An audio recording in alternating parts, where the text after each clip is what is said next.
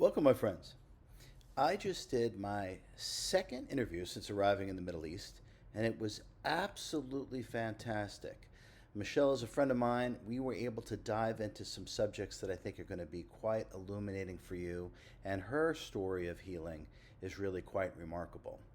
But until we get to that, if you are unaware, I am going to be teaching an absolutely revolutionary course on sacred energy exchange, sex. I'm going to be discussing things like pornography, masturbation, the things that we are normally not comfortable talking about. I want to give you the enlightened perspective, the metaphysical perspective about what is really going on when we engage in sex, what it can be applied for, all the different applications of really the most powerful force that exists. So that is going to be pinned at the top of the comments below.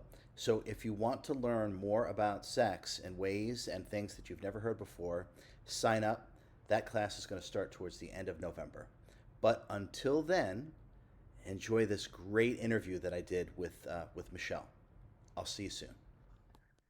You know, I, I know that, and I pray that in time we will look at your story and say, yes, that was miraculous for the time. Yeah. Right? That was absolutely unheard of for that period of where those people were in their consciousness. But in 100 years, and hopefully it's less, 150 years or maybe 50 years, my prayer, and it's one of the things that I was so ignited by when I read your book. I mean, ignited in a such a like it brought me peace to Mm. think that at some point in our history, in our evolution, of course, in the moment, I didn't think, oh, I'll do that for myself. I just thought this is like a wonderful like flag for the future Mm. that we'll get to the point in our evolution where everybody will naturally do this and it won't be this like outlier miracle. Do you think that we're going to get to that point in our evolution, or we're coming to that point in our evolution where we won't obtain the belief systems, we won't mirror the belief systems of, let's say, our doctors or our practitioners who maybe they're well-meaning, but they have belief systems, as you said, that are constricted. And so when we get sick, somebody says to us, "You're never going to get off those meds," or "You're never going to walk again," and we go, I'm never going to get off those meds. I'm definitely never going to. He knows more than I do. I mean, he went to so many years of school. So it's kind of like you said, we're sort of having to have confidence. And well, the self needs to be sure that its own miraculous healing powers are what's in force. Yeah, I do feel. I mean, I've said this that I feel the work that I'm doing as RJ. Um, I'm planting trees and I have no intention of enjoying the shade myself. So I would say absolutely. I feel that within 300 years, all these different books that I'm writing on manifestation, how to become enlightened, how to heal yourself, how to manifest, common, totally common. More, people pick up the work or whatever, 300 years, like, oh yeah, duh, of course, it's so obvious. Yeah, of course it is, right? For now, it's like, oh my God, this is incredible. No, not really. It's just clear. It's very clear, right? There's nothing in the way, right? I lost my mind a long time ago, and I'm not looking for it. So I do feel that in just a couple of 100 years, we're going to be working with ourselves in a way that is more akin to exactly what it is that we're talking about. Um, we have to be authentic. Absolutely, the authenticity, the honesty, the certainty is really the key. And in order to do that, we can't be operating through the ego mind identity.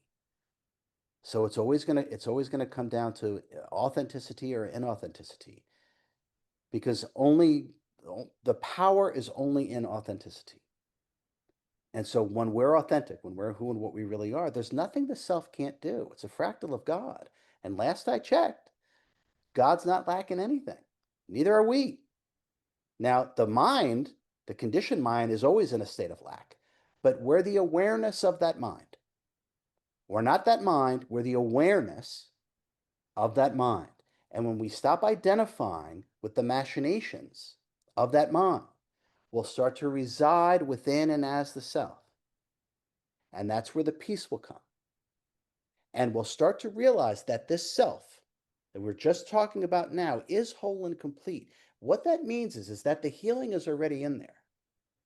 Just like your self-realization is already within you. I mean, where the hell is it? Cleveland? Right? It's here now. It's within you now. The manifestation of your every desire is within you now. Everything is within you right now. The problem arises. We create a problem because the conditioned mind makes the goal or the achievement conditional, which means all these things have to line up. I have to get the right treatment, and I have to have the right doctor, and I have to have the right medications, and I have to have the right support group, and I have to have not true. It's the conditioned mind that takes the desire and the manifestation, which is one thing, separates it, and makes it conditional. And that's where the problems arise. Same with money. We're talking about health and wealth, they're almost the exact same thing. Health and wealth are spiritual outcomes. They're absolutely spiritual outcomes, without question. So when the conditioned mind doesn't make the result conditional, this is when we'll start doing unparalyzing ourselves and doing whatever. It'll be commonplace, like you were just talking about. But if the conditioned mind is present, it'll never be commonplace because the conditioned mind makes results conditional, which means the state of being and the manifestation is reliant upon something outside of itself. Got to be the right economy, got to have the right doctor, got to have enough money, got to have. These are just lies. We're making our state of being conditional, and that's what the conditioned mind does. And authentic self-realization or enlightenment, the conditioned mind literally it's just gone. There's no other way to say it. It's completely evaporated. It's just not there anymore. And so you actually start to tangibly realize all the stuff that I ramble on and on about. So it's the removal, like I said, the character. Healing is the deconstruction of the false self. When the character is gone, so is its story of ill health. And now it just becomes a matter of us bringing about this transformation. We're completely capable of it. But when the conditioned mind is there, it's really essentially it's impossible because it'll keep pointing to exteriors as to why. Well, no, not quite yet. It's not. I don't quite have the right treatment. I haven't quite had enough time. I haven't talked to enough therapists. I haven't gotten the right antibiotic. I haven't, right? All of those things. But we will do these things and we will do much more than what it is that I'm talking about. But make no mistake about it, these are absolutely the user manuals that humanity is going to use for the next several hundred years, without question. That's why I keep writing a book every year, because these are the user manuals that humanity is going to use to free itself from the limitations of the conditioned mind. I hope you're enjoying this fantastic conversation. But don't worry, there is much, much more to this conversation. So if you're not subscribed, click on that, subscribe, and there'll be more of this interview coming very soon. Until then, be well.